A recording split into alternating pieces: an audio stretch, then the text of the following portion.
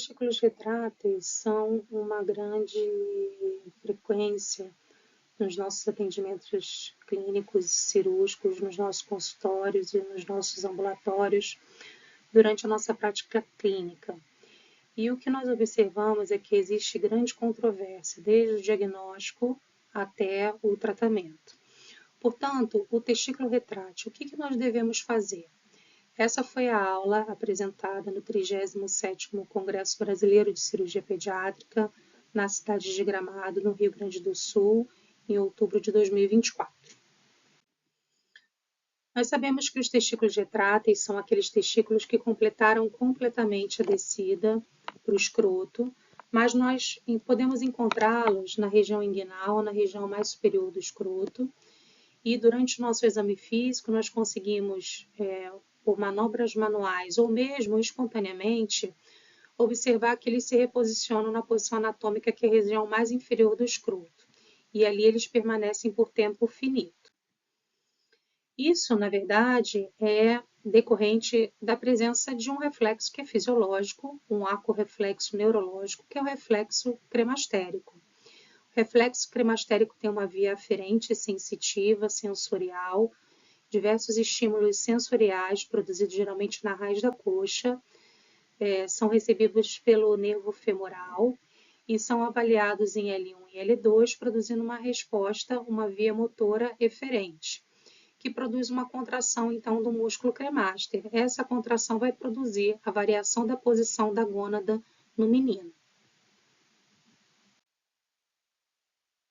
INAH, em 2008, diz que em torno de quase 4% dos meninos na faixa etária de escolar até início da adolescência vão apresentar esse arco-reflexo bem intenso e então os testículos retráteis.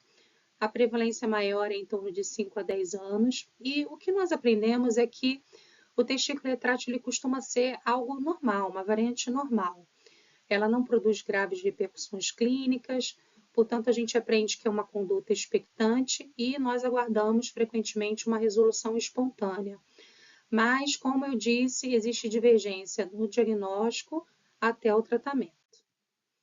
Portanto, o que a literatura nos diz com relação ao que fazer? Esse é um trabalho muito interessante produzido na Turquia, são alguns estudos produzidos por esse grupo. Eles estudam bastante a condição do reflexo cremastérico nos meninos. Esse é um trabalho de 99 e outro de 2001. O trabalho inferior ele mostra um estudo em 500 meninos, categorizados de acordo com a faixa etária, e o que eles observam é que há uma incidência do reflexo cremastérico positivo com o aumento da idade, e a maior variação da posição do testículo também, principalmente entre meninos de 5 a 8 anos, produzido por esse reflexo cremastérico. E esse testículo também fica maior tempo fora do escroto, também nessa faixa etária de 5 a 8 anos. Esse grupo diz, então, que talvez o testículo retrátil não seja a causa direta dessa hiperatividade do reflexo cremastérico, mas talvez existem propriedades e características exclusivas do músculo cremaster que possam produzir, então, esse testículo retrátil. O que nós observamos, então, de acordo com o crescimento do menino, é que, na fase de recém-nascido, o volume testicular ele é elevado para o volume corporal e, de acordo com o estudo anterior, o reflexo cremastérico é fraco nessa faixa etária. Portanto, a incidência de testículo retrátil é uma incidência muito baixa. Conforme esses meninos chegam na fase escolar, o volume do testículo ele não teve grande incremento desde o nascimento, mas nós começamos a observar, conforme o estudo, um aumento da incidência do reflexo cremastérico que fica forte nessa faixa etária. Portanto, nós vamos observar a incidência clínica maior de testículo retrátil.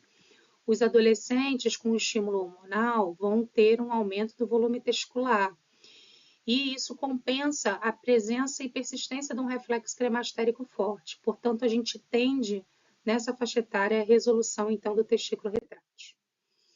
Na literatura, nós temos diversos trabalhos que buscam entender alterações anatômicas que podem estar associadas à presença do testículo retrátil. Esses são 2 trabalhos nacionais produzidos na Universidade do Estado do Rio de Janeiro, inclusive envolvendo colegas da cirurgia pediátrica, que falam sobre a grande incidência de persistência de conduto peritônio vaginal entre algumas crianças operadas com a presença de testículo retrátil. Esse achado foi encontrado em 21,4% das crianças e também malformações do epidídimo em 14,28%. Também que a presença do cremaster e anormalidades envolvendo esse músculo são muito parecidos em testículo retrátil e em criptorquidia. Com relação ao diagnóstico, nós sabemos que o diagnóstico do testículo retrátil é um diagnóstico essencialmente clínico, fruto de uma anamnese muito bem feita e um exame físico também bem feito. Mas é comum na nossa prática clínica que a gente receba exames como esses aí, né? Certamente vocês também recebem, em que o radiologista, ele mesmo já traz no seu laudo a conclusão de que os testículos daquela criança avaliada são testículos retráteis. Mas é frequente que num paciente portador de testículo retrátil, a família vai trazer o histórico de que algumas vezes, durante o seu exame, o exame da família da criança, durante um banho, durante a remoção da roupa, eles conseguem observar que aquele escroto, ele habita ali uma gônada. O escroto está cheio, tá preenchido por um conteúdo gonadal. Diferente de outras malformações do testículo em que, em momento nenhum, eles vão observar esse achado. No exame físico, é muito importante a gente observar, além da manobra de trazer o testículo de volta para o escroto, também observar se há alterações do volume testicular e também variações de anormalidades no exame físico do cordão inguinal, que também podem sugerir outros diagnósticos e não o testículo retrátil. Mas ainda, erros e divergências são muito comuns, inclusive nos nossos próprios exames físicos. Por isso, às vezes, o exame físico seriado, ele é muito importante para colaborar com os nossos próprios diagnósticos. E a gente deve considerar também um exame físico, às vezes, com a criança dormindo, isenta de estímulos em centro cirúrgico. E o ultrassom eu considero assim uma possibilidade para a gente avaliar objetivamente um volume testicular, se nós quisermos fazer alguns tipos de diagnóstico ou no segmento, ou mesmo indicar nessa criança alguma conduta invasiva. O diagnóstico eu faço como a maioria de todos fazem, esse tipo de exame físico, palpando o canal inguinal, desde o anel inguinal interno, tentando trazer então esse testículo para a região do escroto. E reforço que em muitas séries, em muitos trabalhos retrospectivos, que é o que nós encontramos na literatura com relação aos testículos retráteis, nós vamos encontrar alguns sinais de alarme e de alerta com relação à tendência de indicação de conduta cirúrgica, se acharmos esses achados no exame físico, ou mesmo excluindo a possibilidade de que esses testículos sejam testículos retráteis, que são quando observarmos um comprometimento do volume do testículo nesse lado, quando o testículo adquirir rápida retração de volta para o escroto depois da manobra de redução, quando durante a manobra parece que há produção de dor, e quando a gente observa um cordão testicular, um cordão espermático tenso. Em 2006, existe a publicação de um primeiro trabalho de Cleveland, em Ohio, sobre o segmento de 122 meninos e 204 testículos, em que se houve um questionamento se realmente os testículos retráteis deveriam ser considerados uma variante normal. Esses autores observaram na série deles uma indicação de orquidopexia de 32% nesses meninos e nessa série. A maioria dos casos teve indicação por se encontrar testículo ascendente nesses meninos, que era um testículo persistentemente fora do escroto, um testículo que anteriormente era um testículo tópico. As recomendações, então, eram de que esses pacientes que tinham diagnóstico de testículo retrátil fossem avaliados mais frequentemente, anualmente ou semestralmente, que, assim que houvesse estabelecido um diagnóstico de testículo ascendente, fosse indicada a orquidopexia. E nesses pacientes, o que eles observaram é que havia um cordão espermático tenso e que, se houvesse indicação de orquidopexia para um testículo ascendente e o testículo retrátil contralateral fosse diagnosticado, os autores indicavam orquidopexia bilateral. Portanto, é um primeiro trabalho na literatura que questiona se realmente os testículos retráteis são uma variante normal pelo risco do surgimento de um testículo ascendente. Outras séries na literatura falam também da síndrome de ascensão testicular, numa variação muito grande de incidência, como nós vemos nessa tabela. Vários trabalhos são trabalhos retrospectivos e nós observamos a variação em torno de 7% a essa que nós mostramos de 2006, 32% desses testículos eram testículos ascendentes. As indicações das orquidopexias, na maioria, era a presença de testículo ascendente, mas também redução do volume testicular, dor à redução do testículo para o escroto e por solicitação dos responsáveis.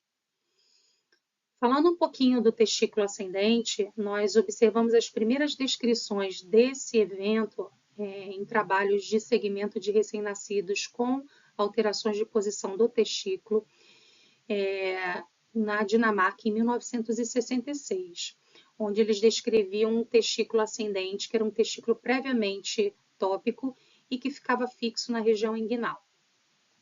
Mas na década de 80 que surgem milhões de artigos trazidos na literatura falando sobre os testículos ascendentes e discutindo o seu segmento e como eram conduzidos. As teorias para explicar o testículo ascendente são muitas. Os mais comuns são a falência do alongamento proporcional do cordão espermático com o crescimento da criança e, principalmente, a presença de um cordão fibroso que persistiu do processo vaginal e que fica tenso e que fica como se fosse uma corda de violão, fazendo com que esse testículo então assenta. Sobre a possibilidade do ancoramento testicular por um gubernáculo ectópico, alguns trabalhos na literatura não confirmam essa teoria e aderências também peritesticulares. Esse trabalho é um trabalho muito interessante, publicado também em 2002, na Filadélfia, em que eles avaliam biópsias de testículos criptorquídicos e testículos ascendentes. E essa avaliação histopatológica mostra que os testículos ascendentes adquirem as mesmas características microscópicas e histopatológicas de um testículo criptorquídico. Portanto, a recomendação é que esses pacientes sejam submetidos à orquidopexia. Ainda falando sobre a evolução dos testículos retráteis, nós devemos discutir também alguns assuntos que envolvem as indicações de orquidopexia num testículo criptorquídico e que a gente não indica no testículo retrátil, e entender o porquê. Essas associações são principalmente com o surgimento na distopia testicular da possibilidade do escroto agudo, principalmente a torção testicular e as neoplasias. Mas ao surgimento desses eventos no testículo retrátil não se confirma na literatura. São raras as descrições de casos que nós podemos encontrar descritas. São eventos realmente muito pouco comuns que não repercutem para que haja uma mudança na conduta conservadora que nós temos atualmente. Esses são alguns artigos. O primeiro fala de uma criança com 8 anos de idade que tinha desde os 12 meses um diagnóstico de testículo retrátil e que evoluiu na faixa etária de escolar com uma torção testicular e foi submetida a uma orquiectomia. E o segundo trabalho é publicado, na verdade, por um jornal de urologia de 2 adultos que na fase da infância eram seguidos por testículo retrátil e um foi submetido à orquiectomia por um tumor testicular e o outro por uma torção testicular. Ainda sobre a evolução dos testículos retráteis e a evolução com relação à fertilidade, existe também uma série de literatura tentando correlacionar esses dois temas. Múltiplos trabalhos têm sido descritos, são trabalhos retrospectivos, mas que trazem alguns vieses e ainda muita baixa evidência científica também para mudança de conduta com relação à persistência ainda da indicação de conduta conservadora. Parece que não há evidência do comprometimento da fertilidade, mas alguns trabalhos que eu trouxe, por exemplo, é um trabalho bastante antigo, de Puri de 1977, onde 74% dos pacientes que, quando adultos, foram avaliados, tinham volume testicular normal e tiveram filhos. Tinham esses pacientes na sua infância, testículo retrátil bilateral, e tinham um segmento nessa faixa etária. E esses dois últimos trabalhos mais recentes buscaram correlacionar alterações de funcionalidade, que é o espermograma. Viram que de espermograma normal só encontraram em 21% da amostra de adultos jovens de segmento de testículo retrátil, o que se traz um pouco de preocupação com relação à qualidade e a possibilidade de fertilidade no segmento do testículo retrátil. E Ham, em 1999, que avaliou também de biópsias testiculares e comparou e viu que testículos criptorquídicos e testículos retráteis também pareciam haver similaridade com a degeneração tubular nas biópsias. Então, é um campo ainda com muita demanda de conhecimento, de estudos que possam ser bem elaborados e que possam responder às questões que nós temos hoje e relacionar esses temas. Portanto, concluindo, o que a gente pode esperar e o que nós devemos fazer com relação aos testículos retráteis? Eu trago algumas séries que me trazem algumas informações para a prática do que nós devemos fazer com os nossos pacientes. Esse é um estudo de 2020, um estudo japonês, que 145 crianças, 242 testículos foram seguidos semestralmente por um único urologista pediátrico. Houve indicação de quase 30% de orquidopexia nessa amostra desse estudo. A maior parte das indicações foi por surgimento no segmento de testículo ascendente. Esse autor pôde observar que os testículos que evoluíam com melhora espontânea eram frequentemente aqueles pacientes que tinham testículo retrátil bilateral, mais do que os que tinham testículo retrátil unilateral. A orquidopexia bilateral era indicado no caso de haver uma criptorquidia ou um testículo ascendente, e o contralateral era um testículo retrátil. E o follow-up, é claro, foi mais longo se você aguardava a resolução espontânea em contrapartida daqueles pacientes que foram submetidos à orquidopexia. Esse é um outro trabalho, um estudo de revisão, que fala também sobre a recomendação de um segmento muito próximo dos testículos retráteis, de 6 a 12 meses, indicação também de orquidopexia no surgimento do testículo ascendente, e a mesma tendência de indicação de orquidopexia bilateral, se caso esse paciente tiver uma indicação de orquidopexia por uma criptorquidia ou testículo ascendente, e o testículo contralateral for retrátil. Esse testículo retrátil deve ser, nesse procedimento cirúrgico, também fixado. Esse é um último trabalho, publicado em 2017, que fala sobre o risco de desenvolvimento de um testículo ascendente se houve um procedimento cirúrgico contralateral e um testículo ascendente não foi fixado. Esse estudo é muito interessante, que fala que o risco desse testículo não fixado num procedimento anterior contralateral e era retrátil é de 4,2%, portanto, estimulando que sempre que houver uma indicação de uma orquidopexia de um lado e o outro lado for um testículo retrátil, nós devemos indicar uma orquidopexia bilateral pelo risco de surgir depois, sequencialmente, um testículo retrátil, um testículo ascendente metacrônico. Ou mesmo que nós devemos orientar bastante os pais, se não houver o acordo para a orquidopexia bilateral, sobre esses riscos. Concluindo, então, os testículos retráteis são testículos frequentes, são decorrentes do reflexo cremastérico. A conduta conservadora, ela é presente na maioria dos casos, porque atualmente não há evidências de um comprometimento de fertilidade, nem aumento da incidência de escroto agudo e nem neoplasias testiculares. A recomendação é um segmento próximo a cada 6 a 12 meses, por uma incidência variável do testículo ascendente. Na condição do testículo ascendente, o testículo adquire os mesmos características de um testículo distópico ou da distopia testicular.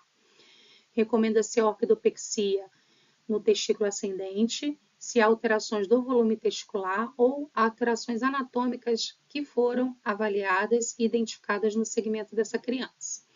E recomenda-se a orquidopexia bilateral no testículo criptorquídeo ascendente e no contralateral, que é retrátil, porque há 4,2 vezes mais chance de um testículo ascendente metacrônico. Agradeço a oportunidade, fico disponível se houver alguma dúvida e podem consultar, enfim, e estou sempre aí disponível. Muito obrigada pela oportunidade.